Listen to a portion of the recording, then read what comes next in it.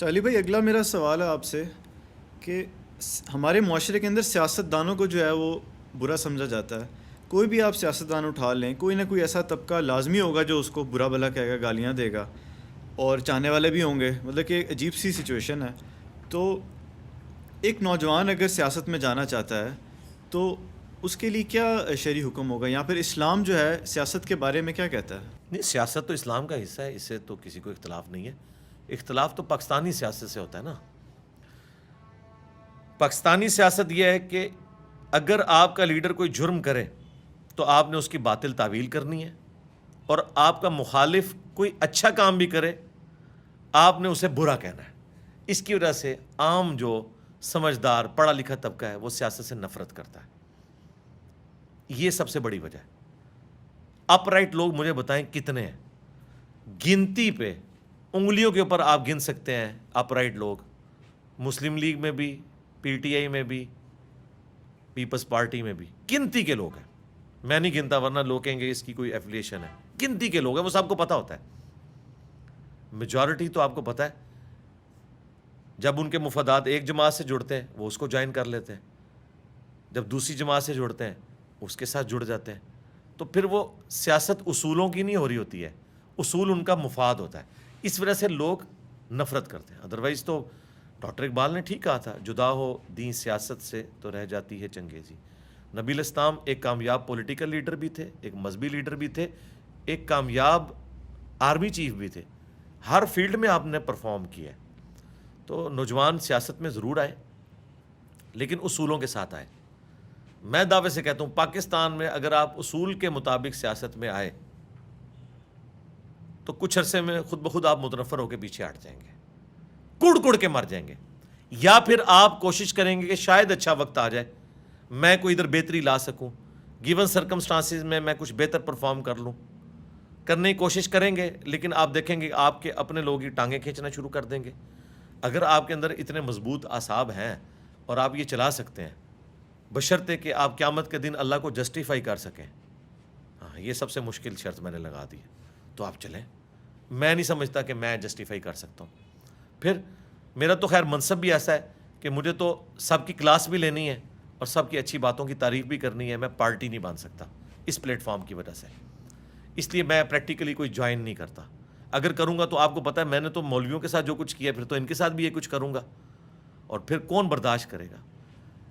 جہاں یہاں پولیٹیشین سے لوگ نفرت کرنے والے ہیں وہاں پر ایسے لوگ ہیں جنہوں نے اپنے پولیٹیشینز کو خدا کا درجہ دیا ہوا ہے. یہ بھی تو آپ دیکھیں نا کس طرح کی اندھی عقیدت لوگوں کی اپنے پولیٹیکل لیڈرز کے ساتھ ہے. قرآن و سنت کو بھی پس کچھ ڈال دیتے ہیں. ایسی عقیدت بھی نہیں ہونی چاہیے نا. قرآن و سنت کے دائرے کے اندر اندر ہو کہ ہمارا لیڈر بھی اگر غلط بات کرے گا ہم کہیں گے کہ یہ جھوٹ ہے، یہ غلط ہے، یہ جھوٹا الزام ہے. لیکن جب تک وہ خود نہ توبہ کر لیں، وہ اپنی غلطی نہ مان لے، اس کے ماننے والے اس کا دفاعی کرتے ہیں، اور اگر کہیں چھوٹا سا جملہ وہ بول دیں تو اگلے دن پھر ایک ان کا مذمتی بیان آ جاتا ہے کہ میرے بیان کو توڑ موڑ کر پیش کیا گیا، میں تو یہ نہیں کہنا چاہ رہا تھا، میں تو یہ کہنا چاہ رہا تھا.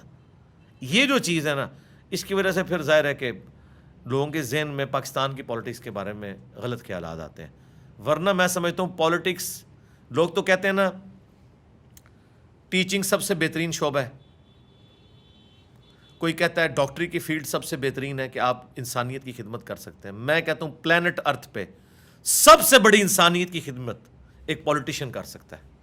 نہ کوئی فوجی جرنیل کر سکتا ہے، نہ کوئی مذہبی پیشوا کر سکتا ہے، نہ کوئی ڈاکٹر کر سکتا ہے، نہ کوئی انجینئر کر سکتا ہے جو پولیٹیشین کر سکتا ہے. کیونکہ اس نے ویژن دینا ہے اور کروڑوں لوگوں نے اس کا بینیفیشری ہونا ہے. آپ کے پڑوسی ملک میں عام آدمی پارٹی کے ایک چیف منسٹر نے کیا کایا کلپ کر کے رکھ دی ہے دلی کی، کروڑوں لوگوں کے لیے بجلی فری کر دی ہے، ٹرانسپورٹ فری کر دی ہے، میڈیکل فری کر دی ہے. دنیا جنت بنا دی ہے نا اس نے. جو اکانومی کچھ عرصے تک نیگیٹو میں تھی، آج اسی اکانومی میں سے اس نے سب لوگوں کو فیسلٹیز دے دی ہیں. اگر وہ مسلمان ہو تو میں اسے آج پیغمبروں کے پڑوس کی بشارت دیتا ہوں جس نے کروڑوں لوگوں کے ساتھ اتنی بڑی نیکی کی ہے. لیکن ہمارے لیے چونکہ عقیدہ توحید ایک سینسٹیو چیز ہے، اس کے بغیر تو ہم کسی کو آخرت کا فیصلہ اس حوالے سے نہیں کر سکتے. تو کیا پورے پاکستان کی 22 کروڑ عوام میں ایک لیڈر ایسا نہیں ہے جو اس طرح کا پروڈیوس ہو سکے؟ جن لیڈروں سے ہم نے عشق کیا ان کے کرتوت بھی ہمارے سامنے آ گئے. میں نام نہیں لیتا, ہو سکتا ہے ان میں سے کوئی ایسا ہو جس سے آپ کا بھی دل دکھ جائے, ٹھیک ہے. اس لیے سب کو پتہ ہے کہ یہ ہے کہ کوئی 10% کرپٹ ہے, کوئی 20% ہے, کوئی 100% ہے. کام سب نے اپنا اپنا ڈالا ہوا ہے, ٹھیک ہے. ایٹ لیسٹ وہ کام تو انہوں نے ڈالے ہیں نا جو انہوں نے بعد میں خود مان لی ہیں کہ یار اس زمانے میں نے یہ غلط کام کیا. تو اس کا مطلب ہے اس زمانے میں جب لوگ آپ کو سمجھاتے تھے اور آپ ان کی ٹرولنگ کرتے تھے, ان کو کہتے تھے اس نے مخالفین سے لفافے لیے ہوئے, تو پھر پتہ تو چلا کہ آپ غلط تھے, تو آج ان لوگوں سے معافی مانگے نا آپ. یہ چیز ہے. صحیح ہو گیا. اچھا, ایک کہیں نہ کہیں تو غلطی کسی نہ کسی سے تو ہوتی ہے, لیکن کیا آپ یہ نہیں سمجھتے کہ ہمیں یہ دیکھنا چاہیے کہ زیادہ جو ہے بہتر سب میں سے کون سا, اس کو سپورٹ کرنا چاہیے؟ یعنی ضرور کریں سپورٹ کریں, لیکن غلطی کے اوپر پردہ نہ ڈالیں, پھر ڈنکے کی چوٹ کے اوپر کہیں کہ یہ کام غلط ہو رہا ہے. میں چلیں اب ایکسکلوسیو مثال دے دیتا ہوں آپ کو. ایکس پرائم منسٹر ہمارے عمران خان صاحب, ان کے دور کے اندر نون لیگ کی اکثریت تھی سینٹ کے اندر. انہوں نے زرداری صاحب کے ساتھ مل کے چیئرمین سینٹ اپنا نامزد کیا. اس میں جتنے لوگ لوٹے ہوئے, جن کو آج یہ لوٹے کہتے ہیں, اس پہ عمران خان صاحب نے کہا یہ ان کے ضمیر کی آواز تھی کہ انہوں نے اپنی پارٹی کے خلاف ووٹ دیا. تو پھر اس کو فکس کر دیں ایز اے رول. آج جو لوگ آپ کی پارٹی کے خلاف ووٹ دے رہے ہیں ان کو بھی ضمیر کی آواز مانے نا. آپ پیغمبر تو نہیں ہیں, آپ خدا تو نہیں ہیں جو آپ اپنے بارے میں یہ کلیم کر رہے ہیں. اصول رکھیں. بخاری مسلم کی حدیث ہے, اگر میری بیٹی فاطمہ بھی چوری کرتی میں اس کے بھی ہاتھ کٹواتا. نبی علیہ السلام نے یہ تو نہیں فرمایا کہ اگر یہ فاطمہ چوری کرے گی تو اس کی سزا ہوگی اور فاطمہ بنت محمد کی سزا نہیں ہوگی. اور یہ وہ باتیں ہیں جو عمران خان صاحب خود ہمیں سنایا کرتے تھے کہ اگلی قومیں اس لیے ہلاک ہوئیں کہ ان کے اشرافیے کے لیے اور قوانین ہوتے تھے اور عام لوگوں کے لیے, اور اگر میری بیٹی فاطمہ بھی چوری کرتی میں اس کے بھی ہاتھ کٹواتا. اب عمران خان صاحب خود صرف اپنے پرانے بیانات کو دیکھیں. عمران خان صاحب کو میں اس لیے کر رہا ہوں کہ میں نے سب سے زیادہ اگر کسی پولیٹیکل لیڈر کو سپورٹ کیا ہے مذہبی علماء کے مقابلے پہ, یہ زیادہ مشکل کام ہوتا ہے. پولیٹیشنز کے مقابلے پہ آسان ہوتا ہے, وہ آپ کی لائف نہیں ونریبل کرتے. مذہبی تو کہتے ہیں اس نے گستاخ کو سپورٹ کیا. جب عمران خان صاحب پہ گستاخی کے فتوے لگے میں نے ان کو ڈیفینڈ کیا اور مولویوں کو جواب دیا. اس وقت ان کے اپنے جو مولوی ہیں وہ بھی ان کو چھوڑ گئے تھے. تو میں سب سے زیادہ حق رکھتا ہوں کہ ایک بندے سے جو ہم نے عشق کیا, جب وہ اپنے اصولوں کے اوپر کمپرومائز کرے گا تو ہم اسے کہیں گے. آج عمران خان صاحب اپنے پرانے ان پارٹی کے لوگوں کو جنہوں نے اصولوں کی وجہ سے ان کو چھوڑ دیا تھا بلا کے ان سے معافیاں مانگی ہیں. حامد خان صاحب کو ایڈوکیٹ کو بلایا انہوں نے, کہا کہ میں غلط کرتا رہا ہوں. حالانکہ پچھلی گورنمنٹ میں ان کے سارے ماننے والے کہتے تھے, چونکہ وہ ڈیموکریسی کے ساتھ کھڑے ہوئے, وہ وکیل بن گئے شوکت صدیقی صاحب کے, وہ سپورٹر بن گئے قاضی فائز عیسیٰ کے, تو یہ لوگ ان کو برا کہتے تھے.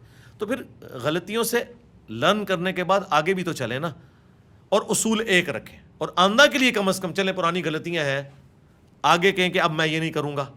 لیکن اب وہ جس وقت آ کے کہہ رہے ہیں نا کہ میں یہ نہیں کروں گا, اس وقت تو ہم اس لیے ان کی بات نہیں مانیں گے کہ ابھی تو آپ کے پلے کوئی شے ہی نہیں ہے نا. جب آپ سیٹ پہ بیٹھیں گے تو پتہ چلے گا نا.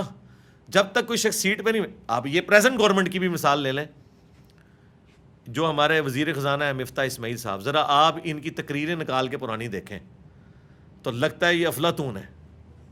جب انہوں نے حکومت سنبھالی ہے تو ان کی پرانی اپنی ویڈیوز ان کو ہانٹ کرنے کے لیے کافی ہیں. مزہ تو تب آتا ہے جب آپ سیٹ پہ بیٹھے نا, پھر پتہ چلے کہ آپ انصاف کے لیے کھڑے ہوئے ہیں کہ نہیں. تو معذرت کے ساتھ سیٹ پہ بیٹھ کے ہم نے دیکھا ہے کہ کوئی ہمارا پولیٹیکل لیڈر, کوئی ڈکٹیٹر اپنے اصولوں کے اوپر قائم نہیں رہا. ہم نے تو یہی دیکھا ہے. ہاں, سیٹ سے اتارا گیا تو اس نے کہا ووٹ کو عزت دو. جب سیٹ سے اتارا گیا تو اس نے کہا ہم کوئی غلام ہیں. سیٹ پہ تھا تو امریکن پریزیڈنٹ کو مل کے کہتا ہے میں ورلڈ کپ جیت کے آیا ہوں. ٹھیک ہے, اب مثالیں دیکھیں, وقت گزرتا جاتا ہے تو ان کے کیسے اصول بدلتے جاتے ہیں. تو اس لیے اصول ایک رکھیں, اور یہ میں صرف کسی ایک لیڈر کی بات نہیں کر رہا, ساروں کی بات کر رہا ہوں کہ اصول ایک رکھیں. اسی لیے تو آج میں نے جو 14 اگست کا پیغام دیا اس میں میں نے یہی کہا نا, آج بائی چانس 14 اگست ہے, ڈائمنڈ جوبلی ہے پاکستان کی, اس لیے جھنڈا بھی لگایا ہوا میں نے. 14 اگست 2022 بمطابق 15 محرم الحرام 1444 ہجری. کیا میسج میں نے دیا ہے کہ 2 کام کر لو یار, چارٹر آف ڈیموکریسی لکھ لو, کوئی کسی کی ٹانگ نہیں کھینچے گا, اور چارٹر آف اکانومی لکھ لو, جو بھی معیشت کی پالیسیز بنے کنسنسس سے بنے. یہ نہ ہو کل کو کسی اور کی حکومت ہے کہ یہ تو پچھلی حکومت نے معاہدہ کیا تھا, یہ نہ وہ کہہ سکے. پھر عوام ان کو پوچھے گی کہ بھائی تو نے بھی بیچ میں سائن کیے تھے. جس طرح ختم نبوت کے قانون میں جو تبدیلی ہوئی تھی ساروں نے سائن کیے, لیکن بعد میں ایک خاص پولیٹیکل جماعت کو ڈی فیم کرنے کے لیے ان کے گلے میں وہ ڈال دیا گیا. اس وقت کوئی بندہ سامنے نہیں آیا کہ یار سائن تو میں نے بھی کیے ہوئے تھے. امن کی آشا پروگرام جیو سے ex D G I S I نے چلوایا, اور جب ناراضگی ہوئی تو کہا یہ انڈین ایجنٹ ہے. ہاں, ادھر میں اسد عمر کو, جنہوں نے آپ کو وہ پٹا پہنایا تھا, ان کو میں سلوٹ کرتا ہوں کہ انہوں نے اس وقت سچائی کے لیے آواز بلند کی. انہوں نے کہا نہیں یہ بالکل جھوٹا الزام ہے. چونکہ اسد عمر صاحب اس کمیٹی میں شامل تھے, انہوں نے کہا نہیں یہ انڈیا نے نہیں چلایا, یہ آئی ایس آئی نے چلایا تھا. اور یہ انہوں نے اس وقت کہا جب وہ ایک پیج پہ بھی تھے. آج تو وہ کہہ سکتے ہیں نا, آج کل تو وہ موقع ڈھونڈ رہے ہیں کہیں سے فوج اور آئی ایس آئی کے بارے میں بات کرنے کے, لیکن جب وہ ایک پیج پہ تھے اس وقت بھی انہوں نے کہا نہیں یہ غلط الزام لگا رہے ہیں. تو سرکار آج تک میرے دل میں اس بندے کے لیے عزت ہے کہ یار سچائی کے لیے کھڑا ہوا ہے یہ بندہ, بزدل نہیں نکلا. ٹھیک ہے, تو بزدل جو لوگ ہیں ان کو تاریخ بھی کبھی معاف نہیں کرتی. اچھا علی بھائی, میرا آپ سے اگلا سوال یہ ہے